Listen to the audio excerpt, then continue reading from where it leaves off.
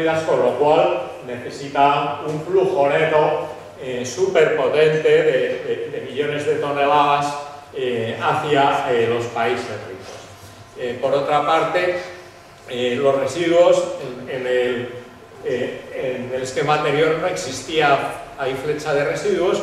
¿Por qué? Porque era una contaminación local, era el smog de Londres, etc. Pero ahora es que ya adquiere escala planetaria los residuos que se generan y es una flecha ya en tonelaje muy potente. Y entonces los ingresos ya siguen siendo favorables, pero algunos de los países ricos, como Estados Unidos o España, para nada mantienen un comercio excedentario, sino que son comercialmente súper deficitarios. Entonces, ¿cómo arreglan sus cuentas?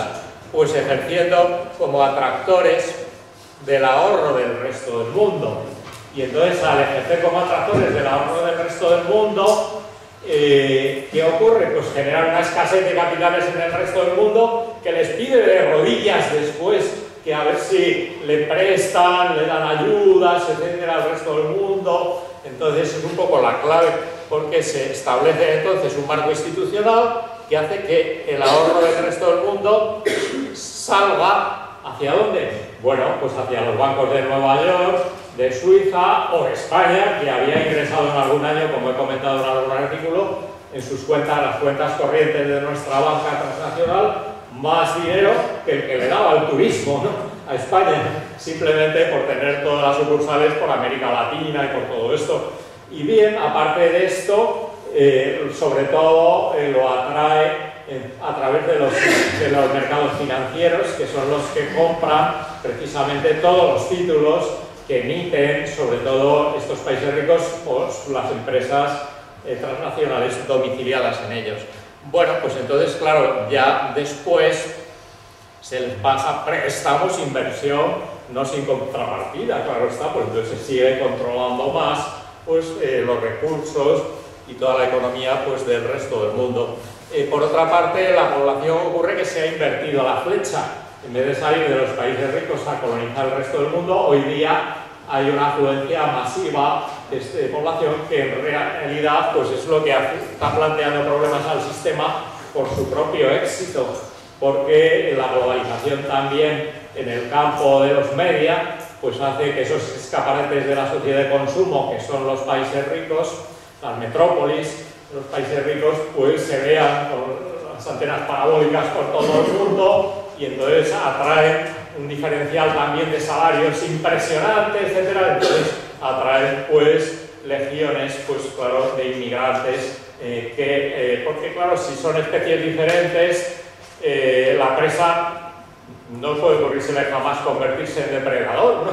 Pero es que aquí, como es de la misma especie, pues claro, hay una afluencia masiva para ver si pillan precisamente mayor fracción de valor trasladándose hacia esos países metropolitanos.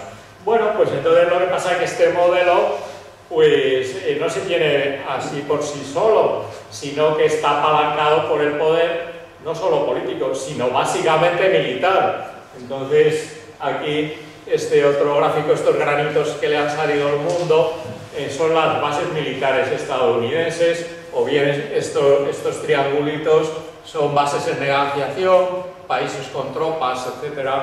Y es un gráfico muy sumario, en el libro doy comentarios más detallados y alguna web donde se puede ver esto, pero esto hay que advertir, es elemental, a ver, pues que está apalancado con el poder, no solo político, sino también básicamente en última instancia el poder militar, ¿no?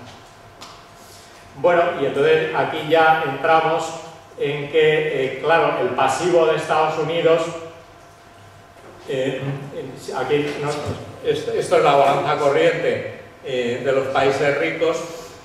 Entonces, el G7, encontramos aquí, cómo entonces se torna deficitario con toda esta necesidad de financiación, o del conjunto de los países ricos es esta otra curva, mientras que la del resto del mundo es súper excedentario. Entonces vemos que se pone del revés a como se piensa que podría ocurrir a raíz del enfoque económico corriente que se enseña en los manuales a partir de ese enfoque desde Adam Smith, ¿no? Entonces, por otra parte, ya si pasamos a la siguiente, pues aquí se individualizan los países y claro, el que tiene mayor déficit, aquí está puesto el gráfico, miles de millones de dólares, claro, es Estados Unidos, también por su tamaño, pero bueno, el que le sigue aquí a la zaga es España. Entonces ya pues viene aquí los que he puesto, Reino Unido, Italia, como ejemplo, sin más. Y entonces ya si saldamos ya en términos de balance los activos y pasivos de Estados Unidos, pues vamos, en primer lugar consideramos cuáles son los pasivos, cuál es su deuda, pues entonces resulta que su deuda deja muy pequeña a toda la de los otros países, lo que se llama la deuda de los países, tal, que son los países pobrecillos, es esta, ¿no? Mientras que la de Estados Unidos es esta. Lo que pasa que en gran medida es una deuda no exigible o resultado de titulizar sus propios pasivos exigibles, como he indicado, ¿no? Entonces es mucho más abultada, pero normalmente ni siquiera se le piensa en exigir, ¿no? Mientras que a los pobrecillos se les persigue para ver si ya de una vez pagan, etc., ¿no? Bueno, pues si saldamos ahora activos y pasivos de Estados Unidos, pues resulta que, claro, es el país más deficitario del mundo, ya en términos netos. Entonces, por algo más de 2,5 billones de dólares es su pasivo frente al resto del mundo. Entonces, ya llegados a este punto, pues podemos decir, bueno, ¿cómo es posible que el país más rico del mundo sea el más endeudado? Entonces dices, bueno, porque su posición ventajosa, insistimos, le permite endeudarse emitiendo pasivos no exigibles, es decir, dinero papel, dinero bancario y lo que yo llamo dinero financiero, que son básicamente pues, las acciones de sus propias transnacionales, o bien titulizando y vendiendo sus propios pasivos no exigibles al resto del mundo, y todo eso se ha acrecentado mediante el proceso llamado de financiarización de la economía planetaria, que es lo que ha permitido en realidad pues, aumentar todas estas emisiones, claro, de los países ricos, pero muy en particular, claro, pues de Estados Unidos, que estamos comentando. Bueno, ahora unas pinceladas. Bueno, entonces nos encontramos cómo ha cambiado radicalmente el panorama financiero planetario desde el 82, está puesto aquí, hasta el 2007. Entonces, aquí vemos que los ratios entre activos financieros y PIB, es un poco lo que se ve aquí, y activos financieros y formación bruta de capital fijo, es decir, la inversión de cuentas nacionales, es el cuadradito azul. Entonces ha pasado, con relación al PIB, al producto, ha pasado desde 4 y pico hasta 15 aquí hoy día, es decir, que ha crecido a mucho mayor ritmo, claro está, los activos financieros que los agregados de renta o producto, vamos, ha doblado prácticamente la tasa de crecimiento. Lo mismo ha ocurrido pues con la relación a esa inversión que se consideran instalaciones productivas de cuentas nacionales, pues aquí estaban más o menos a la par los activos financieros con la inversión de cuentas nacionales, y aquí ya lo multiplica por 4 los activos financieros, ¿no? Bueno, y entonces se ha producido a la vez un proceso de diversificación que se llama, pero también de desintermediación. ¿Qué es este proceso? Bueno, pues es que la composición de los activos financieros en el 82 pues era esta, que entonces aquí nos encontramos por una parte que la capitalización bursátil era lo más pequeño, el grueso sobre todo, 2/3 eran los activos de los bancos, o sea que el grueso de los pasivos financieros eran los bancarios, ¿no? Entonces aquí después estaba los bonos o la deuda pública y las acciones. Pues entonces aquí lo que ha ocurrido, vemos que esto que era 2/3 pasa casi a 1/3. ¿Por qué? Porque crece mucho la emisión de acciones y la emisión de bonos y deuda pública. Entonces ha sido ya, por lo tanto, eso que muestra Pues que las empresas se buscan la vida por su cuenta, se financian directamente emitiendo papel en los mercados financieros, ¿no? No necesitan de la banca. ¿Y por qué? Porque todas estas transnacionales en realidad pues ejercen funciones financieras en gran medida, de ahí eso es lo que les hace acrecentar su valor, es un poco en ese juego. O sea que aunque sean empresas no financieras y es la clave, pues su juego en gran medida es financiero. Por ejemplo, esto es el porcentaje del activo que tienen en el activo de las empresas no financieras los activos financieros. Entonces, aun siendo empresas no financieras, pues nos encontramos en esta curva de arriba, que es la de España, pues que ya el 65% o así de su activo de empresas no financieras, tipo Telefónica, todo esto, resulta que es que son ya activos financieros. Entonces ves que, claro, ejercen de forma encubierta una función de bancos. Bueno, entonces ya vamos al desenlace de la primera parte. Entonces, bueno, ¿qué es lo que ha ocurrido? Pues que la cadena de emisiones y revalorizaciones de activos pasivos, que es la que se va produciendo ahí ligando pues unas empresas a otras, los balances de unos con los balances de otros, etcétera, etcétera, esa cadena se acabó rompiendo por un eslabón débil, el de las hipotecas subprime estadounidenses, y entonces vino la crisis y la desconfianza sobre la calidad de esa cadena de activos pasivos vinculados unos a otros. Y entonces lo que era creación de valor, porque mientras iba para arriba alegría y optimismo, que todo fuera, parecía que todos ganaban, pues claro, mudó en pérdidas. Y entonces la cuestión clave es que un juego de este tipo, pues es que es en realidad un juego de suma cero.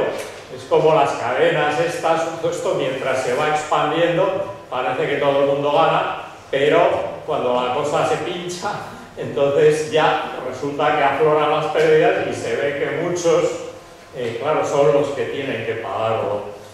Bueno, pues entonces ahora vamos a entrar ya al caso de España. Perdona, es que he perdido un cuarto de hora. Bueno, en España simplemente voy a pasar muy rápidamente a advertir que en el libro de las raíces, en el capítulo final, pues veo cómo cumple todos los requisitos de ese modelo de país desarrollado, país depredador, etcétera. Entonces, cómo es deficitario en términos físicos, este es el déficit en tonelaje que tiene que importar 150 millones de toneladas anuales netos del resto del mundo. Después es deficitario en balanza corriente, ha alcanzado ya incluso el 10%, es decir, el doble en porcentaje del PIB que Estados Unidos. O sea que España se ha llevado la palma en jugar este modelo durante el auge, siendo el doble de deficitario que Estados Unidos en balanza exterior corriente respecto al PIB, ¿no? Bueno, entonces ya en todo esto ejercía como atractor de capitales del resto del mundo de forma muy potente, que le permitía no solo saldar sus cuentas, sino encima lanzarse a comprar en términos netos empresas fuera. Ahí se ve las barritas estas, es la compra de empresas extranjeras por empresas españolas, y aquí la curva es la compra de empresas españolas por empresas extranjeras. Entonces España durante este último auge ha sido compradora neta potente de empresas del exterior. Pero todo esto, alegría y optimismo, hasta que, en primer lugar, estaba alimentado luego por un proceso especulativo interno gobernado por lo inmobiliario. La peculiaridad de la economía española era básicamente el monocultivo del ladrillo y del cemento, es decir, construcción de viviendas, pero también de infraestructuras, es decir, de obras públicas. Y todo esto, claro, vemos que la peculiaridad, como he indicado, pues es el monocultivo del cemento y del ladrillo, y todo esto, pues claro, se ha pinchado. Entonces todo esto, claro, el resultado de un modelo, un marco institucional sociopolítico propicio, que es lo que analizo en el libro El modelo inmobiliario español, y su culminación en el caso valenciano. Entonces ahí pues se ve un poco cuál es el caldo de cultivo que ha permitido generar esa España diferente, porque España, claro, ha sido líder en todo este tipo de especulación en el tema inmobiliario. Entonces, hasta el punto de que ha sobredimensionado no solamente subida de precios, todo esto, sino ya se ha llegado a construir, bueno, aquí quizá antes es que quería advertir que, claro, este modelo no es el mercado, otra vez volvemos a lo mismo, ¿no? El libre albedrío del mercado es que empuja aquí, curiosamente, en este país lo inmobiliario de esta manera, y por qué no en otros, entonces, que no han vivido la burbuja, ¿no? Entonces, bueno, porque, claro, ahí en Europa yo he comentado básicamente pues dos posibles modelos. Uno que promueve la vivienda en alquiler y alquiler social, en gran medida con fuertes regulaciones sobre la propiedad y la actividad inmobiliaria. Otro que promueve la vivienda libre en propiedad y con escasas regulaciones. Entonces, bueno, el primero tiende a conservar el patrimonio inmobiliario y el segundo, claro, a hacer construcción nueva, porque ahí está la parte del león del negocio inmobiliario, consistente en añadir varios ceros a los terrenos rústicos en cuanto que se han reclasificado, ¿no?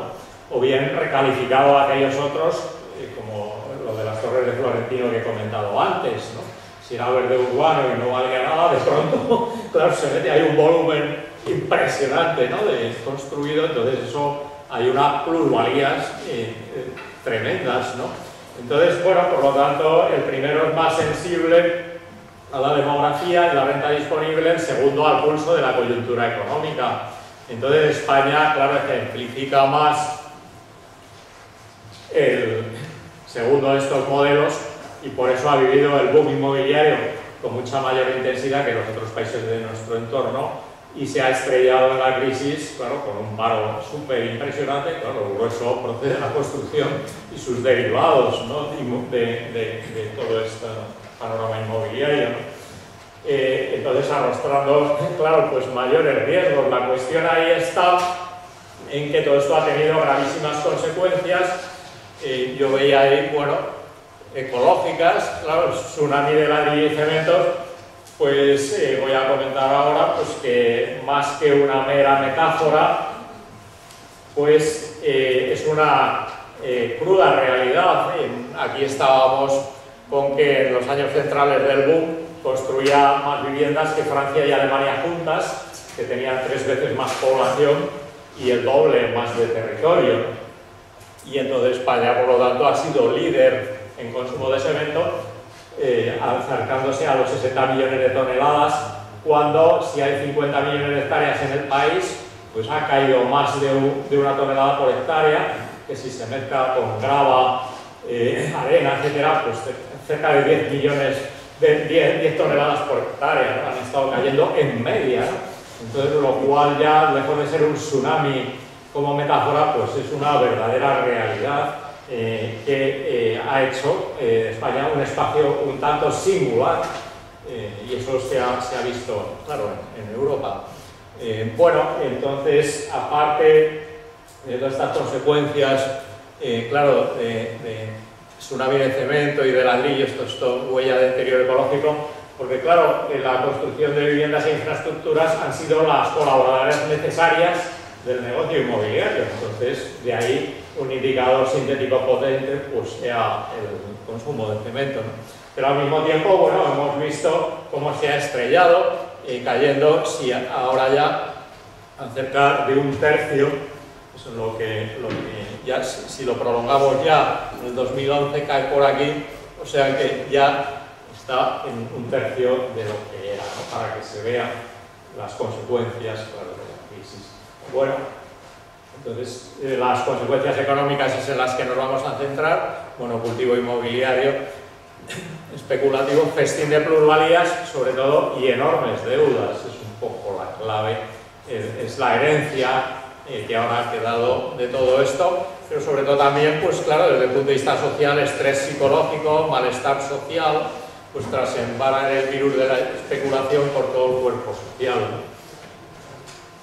Bueno, entonces aquí voy a dejar para el coloquio, luego si queréis estudiamos qué es eso de las burbujas, porque hay un confusionismo entre los mercados de bienes de consumo que son producidos para ser consumidos y aquellos otros que son bienes patrimoniales y que se atesoran por sí mismos, como son las acciones, la vivienda, entonces el suelo, etcétera, reclasificado, pues eso se atesora por sí mismo, entonces son objetos patrimoniales y los mercados de esos objetos patrimoniales se desequilibran con gran facilidad, formándose burbujas que son, ¿en qué consisten? Pues en que si se piensa que van a subir se compra, y si se compra sube, y si sube se compra, etcétera, y ahí esa espiral hace que se vaya comprando cada vez más a crédito, hasta que, como eso es un movimiento especulativo